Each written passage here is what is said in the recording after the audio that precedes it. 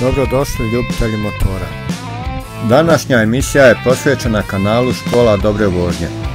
Kako sam došao na ideju da započnem rad na njemu? 2019. godine sam se aktivnije uključio u rad mnogih motogrupa na Facebooku.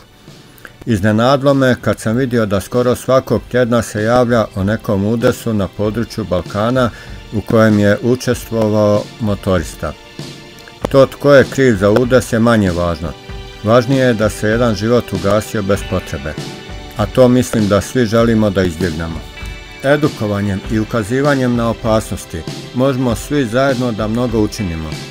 Saobraćajni propisi su tu da svim učesnicima u saobraćaju omoguće bezbjedno kretanje i nijedna kategorija učesnika ne treba da bude povlađena. Tu sam osjetio da mogu da pomognem savjetima kao saobraćajni tehničar i instruktor u obuci vozača za A, B i C kategoriju, a posebno što se sa motorima družim već 40-ak godina. Naravno, ni ja nisam nepogrešiv jer u saobraćaju ne postoji osoba koja je sve doživjela pa da može da kaže da sve zna. Ali glavno je da se shvati da vožnje koje gledamo na trkačkim stazama i akrobacijama na motomitinzima nisu za javni saobraćaj. To se radi na površinama na kojima ne ugrožavamo druge, a gdje je naša vlastita sigurnost povećana. Svi oni koji smatraju da su dobri vozači, jer voze kao trkači ulicama, a da su svi drugi manje vrijedni, neka se zapitaju šta bi se desilo da skoro svi vozači počnu da voze kao i oni. Da li bi se osjećali sigurni kad bi automobili koje sreću u krivinama prolazili kroz te krivine zanoseći zadnji dio i time pokazivali da su dobri vozači? Nastao bi haos, a motoristi, pošto su najnezaštićeniji, bi bili u velikoj opasnosti. Mnogi bi odustali od vožnje u takvom saobraćaju. Zato postoji zakon o bezbjednosti saobraćaja.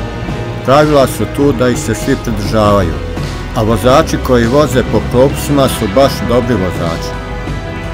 Oni koji rizikuju svoj i tuđi život kroz nekakva dokazivanja su u stvari loši vozači. Isto tako, u današnje vrijeme se motori koriste kao hobi, a hobi se upražnjava u slobodno vrijeme, pa samim tim rijetko kad je bitno vrijeme za koje se stigne negdje. Nema žurbe kao kad kreneš u prodavnicu koja zatvara za 10-ak minuta pa moraš da stigneš. Ili kasniš na posao. Ako se ide na daleki put, više se umara ako se vozi brzo, a samim tim onda i trebaš više pauza. Znači na motoru brzina nije opravdanje da negdje treba da stigneš na vrijeme. Toliko u ovom prilogu.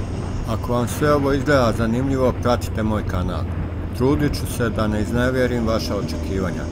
Pozdrav i čuvajte se!